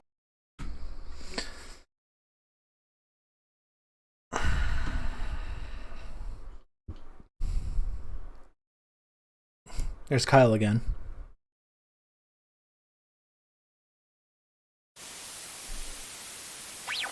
Who else we got? We got a lot of young little babies on the show this week. Last week, Patrick Howley came on this program, and I got to tell you something. Rest in peace, Michael. We love you. Preparing for that interview, we caught that article the day before because we were alerted to it because Rush made some joke that was so embarrassing. I won't even repeat it. That referenced that article, and it was about staring at women. Should I just repeat that? Rush's joke was... I'm smoking that Limbaugh pack today, brother. From now on, folks, when a woman complains about you staring at her, you walk over to her and say, "Excuse me, but your breasts are staring at me. So he actually said this, like in human actual life said this. It's embarrassing to even repeat it or hear it. And then we knew that he was referencing an article about basically looking at women being banned by liberals. So we knew. Kenzo, if you're still in the chat, are you striking? You going on strike? What's going on with that? We needed to talk to this kid.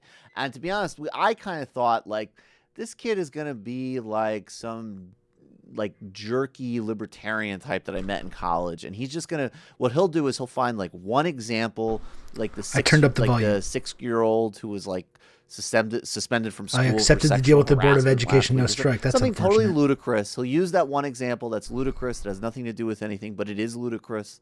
And then he'll just be like, come on, man. You know, and basically he'll just be a troll.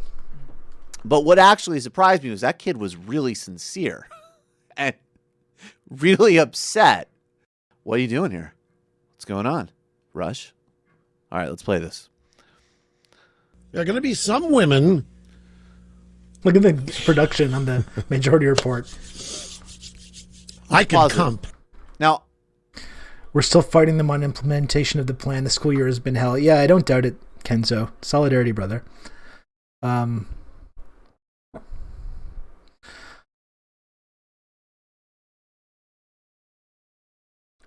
know,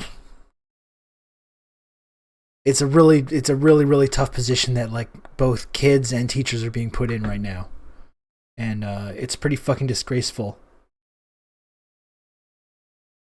how teachers are being like, you know, treated like secondary citizens. I mean, like always. I mean, it's a profession that's devalued so much, based on what it does, and like literally putting teachers into these dangerous situations. Yeah, Joe Biden last night, like spreading misinformation about COVID, saying, "Oh yeah, it's safe, it's safe." Yeah, it's not safe. It's not safe. Most likely, you know, I think from what they've seen about kids, it's mostly okay for kids, but like that doesn't mean it's not a fucking dangerous situation, and that there's not links that are made in this chain that then end up getting people killed outside of school and end up getting teachers killed as well. So it's really fucked up how teachers, especially in the United States, it's been a situation here in Canada. The coronavirus is out of control here as well, but not to the same extent. So you can maybe make the argument here that it's maybe slightly more safe. But in these major population centers in the US, it's fucking ludicrous that they're putting teachers into this situation. I'm not going to, like, the point is, I don't know what that sound is, and it's creepy. Please, go ahead. All right. I could compound the controversy right now with my next sentence, but... Look at this disgusting freak, this guy. There are going to be some women that are going to sign on for this because they're going to believe it. It's sexist. There'll be liberal women, and they're going to think this is a good thing. They don't like being stared at by men. It makes them nervous. So let's make it a crime or make it some kind of a taboo or something. But those women be a minority. Trust me. Trust me. The fact is, most men would love to be stared at by women. Just don't doubt me on this. It's the exact same. And my guess is that most women actually are intrigued by it and have developed techniques and skills for dealing with it. They're born with those too. Don't doubt me. The woman this all knower works out. Has logged on. Okay. I just want to say that we heard something like this. There's Matt Binder with as well. Patrick Howley when he Young Matt called Binder. upon it Nixon's silent majority. Yeah. We're hitting a spike. Very few teachers have been vaccinated, and they're forcing pre-K to 8th grade teachers back. Fuck. It's a fucking dangerous situation.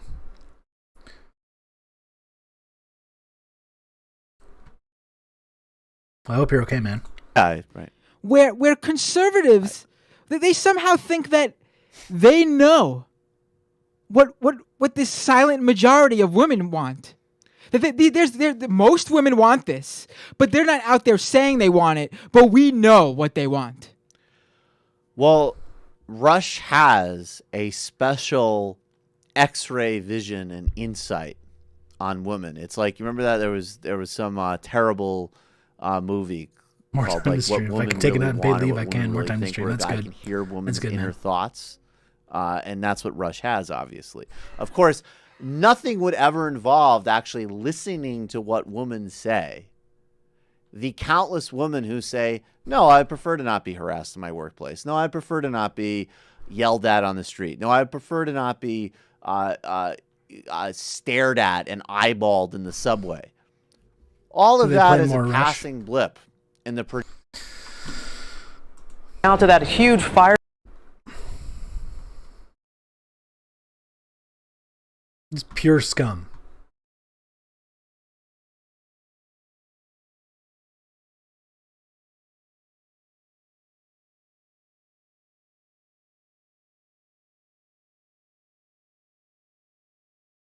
This day has been one of the most difficult days in recent memory for me. A powerful voice in conservative talk radio, delivering some...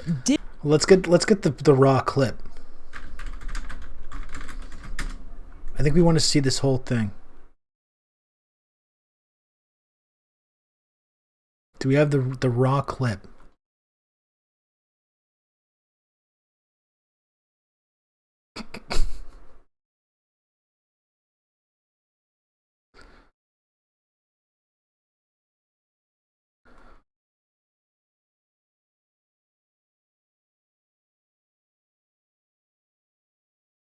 Seeing if I can find it here.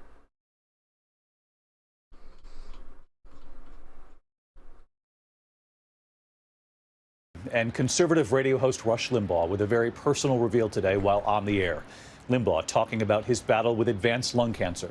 Here's ABC's Steve Osunsami.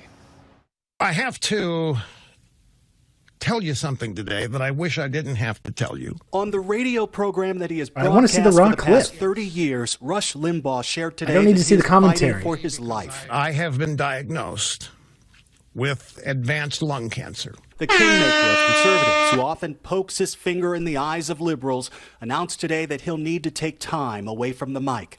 The 69-year-old says Take that care, his Amos doctors Beard. found the late-stage cancer after he started feeling short of breath, which he first thought was asthma. There are going to be days that I'm not going to be able to be here because I'm undergoing treatment or I'm reacting to treatment. Limbaugh has had health issues before, but nothing like this. He lost his hearing and got much of it back in 2001 with the help of a cochlear implant seen here.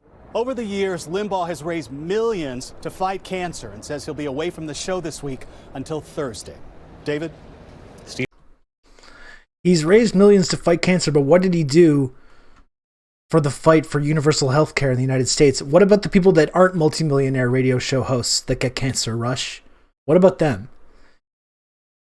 What about the people that aren't multimillionaire, racist, misogynist radio hosts that spread, climate denial and scapegoat immigrants and LGBTQIA people? What about the people that don't make millions of dollars doing that? What about the folks that just average everyday people? The people that listen to your show in their trucks? What happens when they get lung cancer?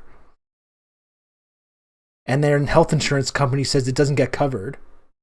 Or find some fucking way to weasel out of having to pay for the actual treatment. What about those folks?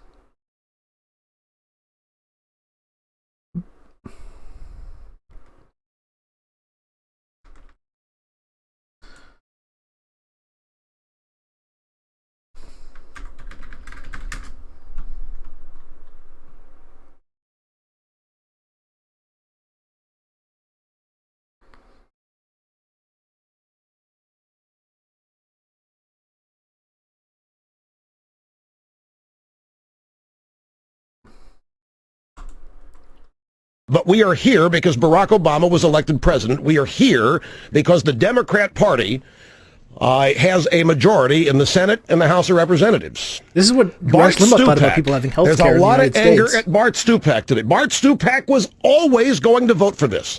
Bart Stupak was never going to vote.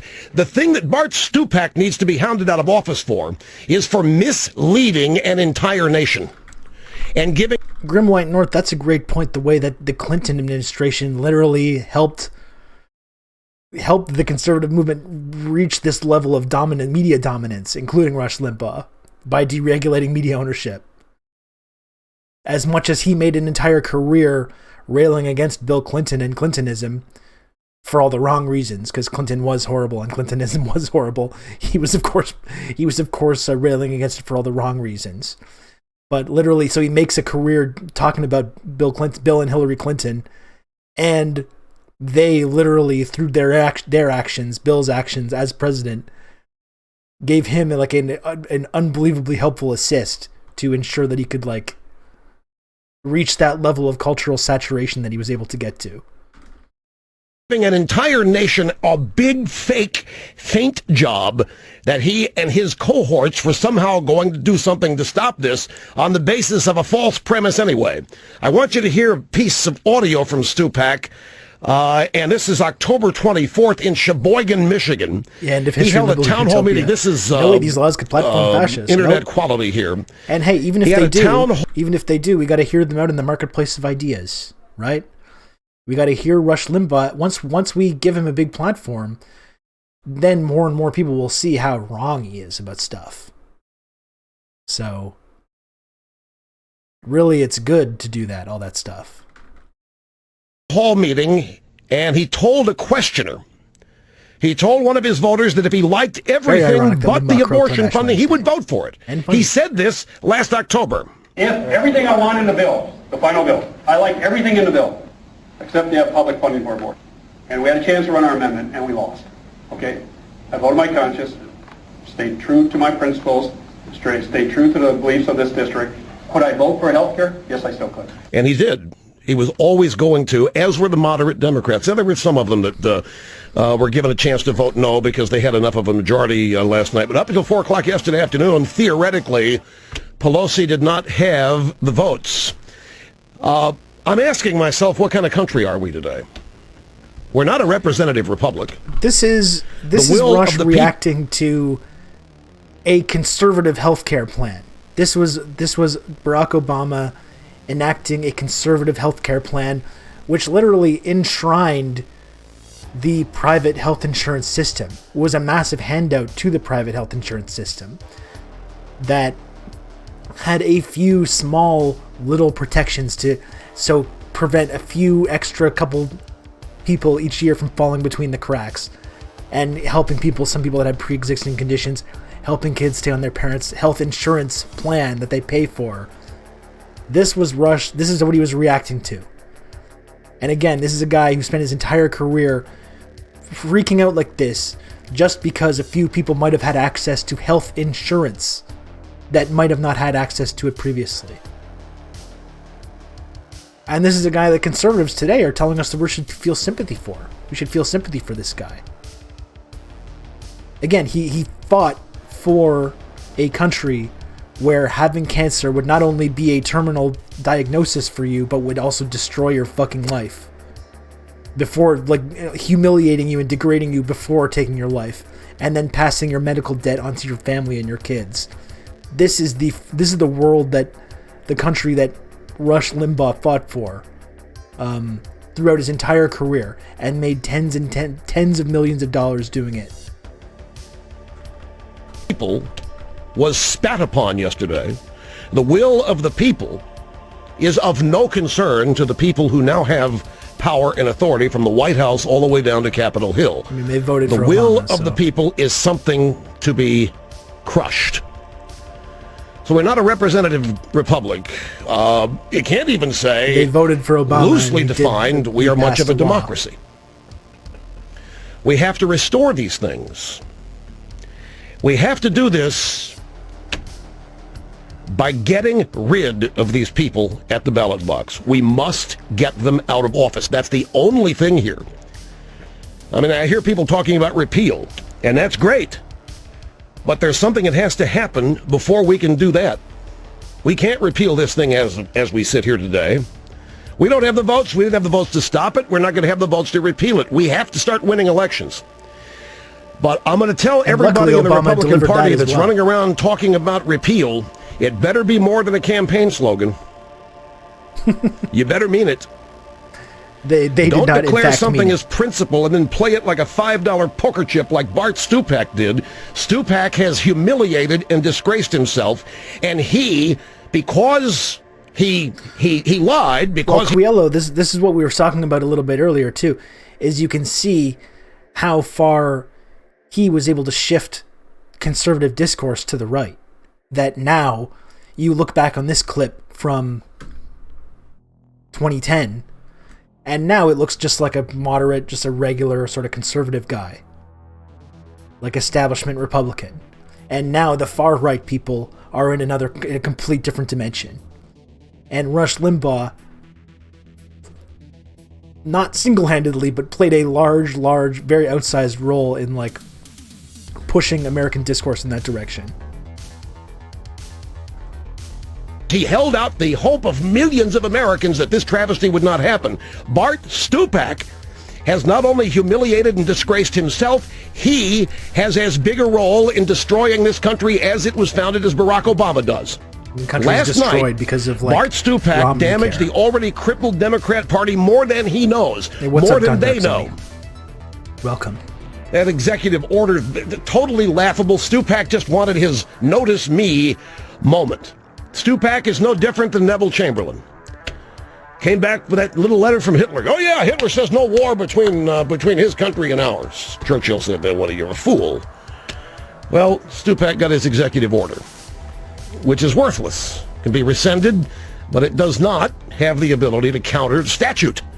So whatever's in the Senate bill, and there is federal funding for abortion in the bill, and folks, make no question, the lies that we have been told about what's in this bill and what's not in this bill. I'm sure Rush Limbaugh's never been privy to any disaster. abortions.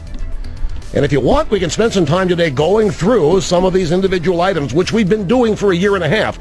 The point is, the American people have awakened, and they finally have seen what statists look like and what they do and how they act. Even McCain, who as recently as a year ago wanted to walk across the aisle and work with these people, said today he's upset just looking at how happy they are at what they've done. Of course, it need not have happened had we... Well, I don't even want to go. Focusing on the past is only relevant in terms of how we learn from it and not make the same mistakes in the future. So, yep, we repeal. Fine and dandy.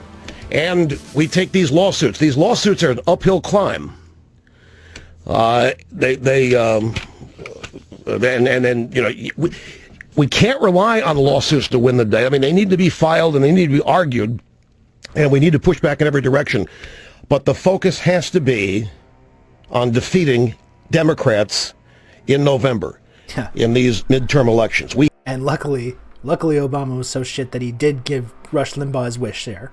And Republicans did, in fact, absolutely crush them in those midterms. And in every subsequent election except the presidential election following that. Still weren't able to repeal that, though. Still weren't able to repeal the Obamacare. Because turns out it wasn't... They're really objecting to it because they turned it into this like culture war thing.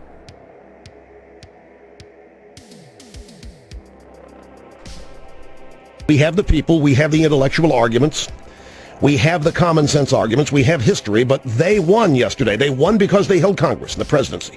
And therein lies the lesson. We need to defeat these bastards. We need... And they did. ...to wipe them out. We need to chase them out of town. But we need to do more than that. We need to elect conservatives. If there are Republican primaries, elect conservatives. And then defeat the Democrats. Every last one of them. And then we start the repeal process. And by repeal, I mean use every single legislative and bureaucratic tactic we can muster to obstruct, derail, and defeat them. Just saying repeal does not make it happen. We are going to have to turn out en masse in November and stop these people. As you have seen, the law will not stop them. The Constitution will not stop them. Imagine being pro-life and dying. That they will do the right thing will not stop them because their definition of the right thing has nothing in common with ours. They must, my friends, be hounded out of office. Every single Democrat who voted for this needs to know, safe district or not, they are going to be exposed and hassled and chased from office. We now have leftist radicals in charge of your healthcare decisions rather than doctors. If only. I got up today, and we're hanging by a thread, and there's a difficult balancing act on this program today. Dealing with the reality of what has happened, which can't be candy-coated, with the need to fight on. And the need to fight on and the urging to fight on must have some substance to it and not just be rhetoric and language and lingo. It has to have some substance behind it. Because we really are facing the prospect that our country will never be the same after yesterday. If this stands, it will never be the same. And a majority of the American people understood it. A majority of the American people understand it and know it and are outraged by this. Yeah. I really wish I lived in the nightmare. Americans are now eagerly awaiting their insurance premiums to be reduced by $2,500 a year. Obama has been promising this since his presidential campaign of 2008. Americans are now eagerly awaiting for all of the uninsured to magically have health insurance. The American people are now magically waiting for their premiums to go down, for their access to go up. I was listening to some of the Democrats in the media last night. Juan Williams on Fox, they were just excited. Oh my God, this is so wonderful. It's so wonderful. No more pre-existing condition, no more pre-existing condition. Everybody gets insurance. And I'm saying, does anybody not understand economics here? Rush understood economics. We're not even talking about an insurance business anymore. What's happened here is not insurance. Insurance is, you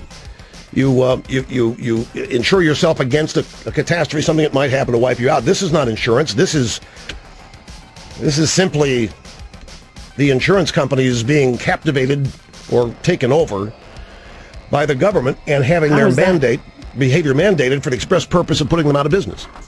Again, what he's talking about, this bill, as I told you, is being mandated to cover like a few thousand more people. That's what he's talking about. That's the evil, atrocity that's happened. And ironically,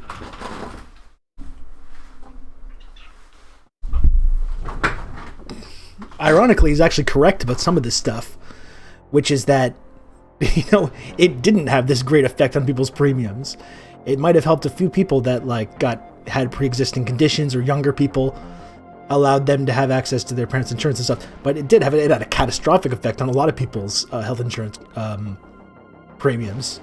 A lot of my American friends are just forced to pay these huge premiums for insurance companies that do not actually provide them with any kind of healthcare coverage. So that is actually correct. That's the fucking annoying thing about people like Obama instituting conservative policies in an effort to get conservatives on board. You see how conservatives react to it anyways, which they then use this to absolutely annihilate them at every single midterm after this, and all across state houses all across the United States. Hey, what are you doing?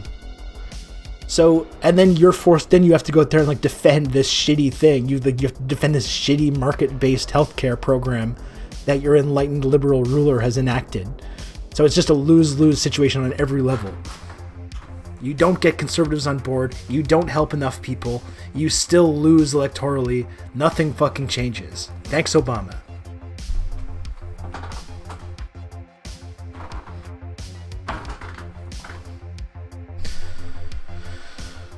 Yeah, that's it, Sparrowhawk. Hey, you know how you don't have health insurance now? Well, now you get to have bad insurance for a lot of money. Oh, did I say you get to? I mean, you have to. Or we fine you, or put you in jail. And that's the whole thing about, now when Democrats talk about healthcare, they're like, oh yeah, Joe Biden, I mean, he wants everyone to have access to healthcare. So he wants, there's one universal healthcare method, Medicare for all, or single payer. And there's other methods. There's other methods that we all want the same thing. If everyone has healthcare coverage, well then, that's universal. But it's not universal when it's you're just talking about the number of people that are able to purchase health insurance from a health insurance company, which doesn't actually in many cases give them coverage to actually help them in any way. And so this is what neoliberalism gets us, because then it's like you institute this shitty policy, and then you have people like Rush Limbaugh talking about how it's the end of America, it's communism. They successfully use this to like organize around, as you're pointing out in the chat, it's like actually legitimately good organizing, laser focused on this, talking about elections and translating that into like electoral victories. So you have shitty policy. It leads to you get wiped out electorally because you've pissed off conservatives who did not, lo and behold, who did not come on into the fold because you're like promoting their policies, and then people that are actually like have to deal with this system are pissed off too because you're not actually helping them. No one wins, except like the Rush Limbaughs of the world, who then like again he was fine. His health insurance was totally fine this entire time, was never in doubt. And you're right, Sparrowhawk. The Tea Party spawned as a response to this. That's correct. You last week, you don't have to buy insurance. You can wait until the accident or the illness happens, and then buy it that day. And they have to sell it to you. And no matter what, if you get terminal cancer, the doctor gives you 3 months. They have to sell you your coverage. And they have to sell it to you. Okay. Did we hear that? Let's hear Rush Limbaugh on the evil Obamacare program. The evil Obamacare nightmare. Here's the consequence according to Rush Limbaugh. And no matter what, if you get terminal cancer, the doctor gives you 3 months. They have to sell you your coverage. Except you're not going to have to buy it. If you can't afford it, all your neighbors will. No insurance company can stay in business doing this. Same thing with pre-existing condition. No pre-existing condition. And the liberals keep talking about automobile insurance. What happens to you when you have an automobile policy and driving around and you have an accident? And you do a lot of damage. Hey, guess what? You are a higher risk. Your auto insurance premium goes up, right? Why shouldn't that happen with healthcare? This is what this guy made millions and millions of dollars doing, right?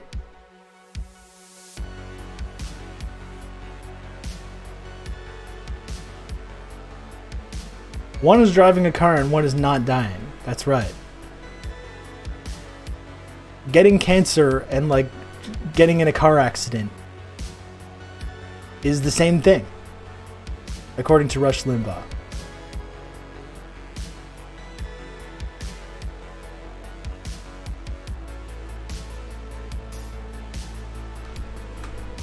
Why shouldn't it? It's not fair. I know, it's not fair. Well, it won't now. It won't now. So, yeah, pre-existing conditions are going to be covered, but who's going to pay for this? Just zero thought to the people that like, so we like the argument that you're saying here that you're not saying is that if you do have a pre-existing condition, you shouldn't be able to get health insurance and you should just go bankrupt. That's what he's saying, but he's too much of a fucking intellectual coward to just say that. He's, it's just not fair. Who's going to pay for it? Who's going to pay for it? And he can't just fucking admit that he thinks that people that have cancer like the stage 4 lung cancer that just killed this man today, they should go bankrupt for this. And that any effort to help anyone navigate that kind of a crisis is like this evil government takeover that's destroying America. Insurance premiums are going to skyrocket in the next couple of years until they are out of business and the government steps in to take over with the public option, which is waiting. Still not happening. A couple of months, couple of days, couple of years down the tracks. It's just waiting for this to happen because this bill mandates the destruction of the private health insurance business. The private health insurance business is doing pretty well still. 10 years later, it's actually in pretty good shape.